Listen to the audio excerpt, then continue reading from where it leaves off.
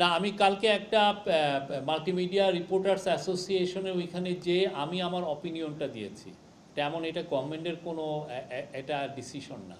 আমি মনে করি যে আমাদের বাংলাদেশের সাংবাদিকরা যে পরিমাণ রিস্ক নিয়ে কাজ করেন, যে পরিমাণ মেহনত করেন, যে পরিমাণ হোস্টাইল এনভায়রনমেন্টে কাজ করেন, তাদের সেই পরিমাণে তারা আসলে মূল্যায়িত হন না। তাদের ওয়েজেস খুবই লো, এবং এটা আমি মনে করি যে এটা অনেক, এবং কিছু কিছু ক্ষেত্রে আমাদের কাছে এভিডেন্স আছে, এবং আমি দেখেছি আমার খুব প্রিয় কিছু ছোট ভাই যারা সাংবাদিক, তাদের ক্ষেত্রেও দেখেছি যে 5-10 হাজার টাকাও কিছু কিছু বড় বড় পত্রিকা যারা খুব own by wealthy group of companies, তারা তাদের সাংবাদিককে 5-10-15 হাজার টাকা দিচ্ছেন। এটা তো আসলে খুবই মানে একটা ন্যাক্কারজনক বিষয়। তো আমরা চাই যে বাংলাদেশে আমি চাই, এটা আমার বিষয়, এটা পার্সোনালি আমি আমার অপিনিয়নটা বলেছি যে যারা এই যে সাংবাদিকদের যেহেতু এই রিস্কে এর মধ্যে একটা হোস্টাইল এনভায়রনমেন্টে কাজ করতে হয়, এবং তাদের অলমোস্ট সবাই 6 ডেজে উইক করেন, কারো কারো ক্ষেত্রে 7 ডেজে উইক করেন। তো সেই জন্য আমার মনে হয় যে তাদের ক্ষেত্রে ফ্লোর বেসিক মিনিমাম ওয়েজ যাতে মিনিমাম 30,000 হয়, এটা আমার পার্সোনাল অপিনিয়ন। কালকে আমি মাল্টিমিডিয়া ফোরাম অ্যাসোসিয়েশনের মিটিংয়ে আমি এটা বলেছি।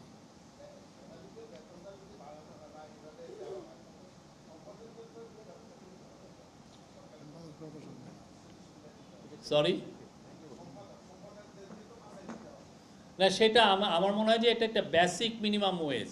হ্যাঁ, যেমন ধরুন গার্মেন্ট ফ্যাক্টরিতে তো বেসিক মিনিমাম ওয়েজ আছে, তো উপরের কে কত পাচ্ছেন সেই কিন্তু দেখছে না, কিন্তু বেসিক একটা যে এর নিচে কেউ পাবেন না, এটা কিন্তু পুরো পৃথিবীর অনেক দেশে আছে। আমেরিকায় আছে যেমন ধরেন basic minimum wedge, hourly wedge আছে, যে এই স্টেটে আপনার এত $15 আপনার 1 ঘন্টা খাটলে আপনাকে $15 দিতে হবে।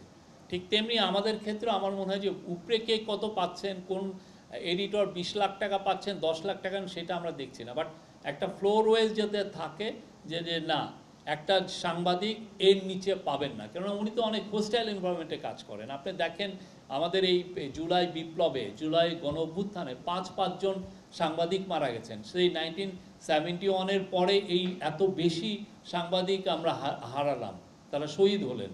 তো আমরা চাই যে সাংবাদিকরা আমি চাই, এটা আমার পার্সোনালি, যেই রিক্সে কাজ করেন তাদের সেইভাবে মূল্যায়িত যাতে হন।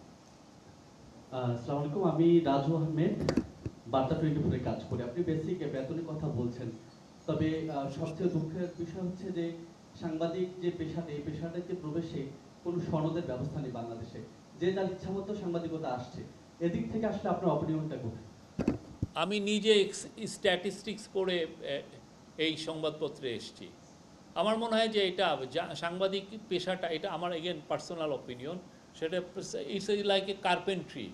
জানেন না, এই যে আপনি গুরুর সাথে বসে আপনি শিখছেন, এবং ইথিক্সগুলো আপনি যদি ভালো জানা থাকে এবং কিছু গ্র্যাজুয়েট স্কুলে পড়েন, এটা ইটস অ্যান অ্যাডভান্টেজ, আপনার এক্সট্রা অ্যাডভান্টেজ। কিন্তু অন্যান্য আরেকজন যে জার্নালিজম জানবেন না, হ্যাঁ, অন্য জায়গা থেকে পড়ে এসে, এটা কিন্তু পৃথিবীর অনেক বড় বড় সাংবাদিক আছেন যারা সত্যিকার অর্থে জার্নালিজমই পড়েন নাই।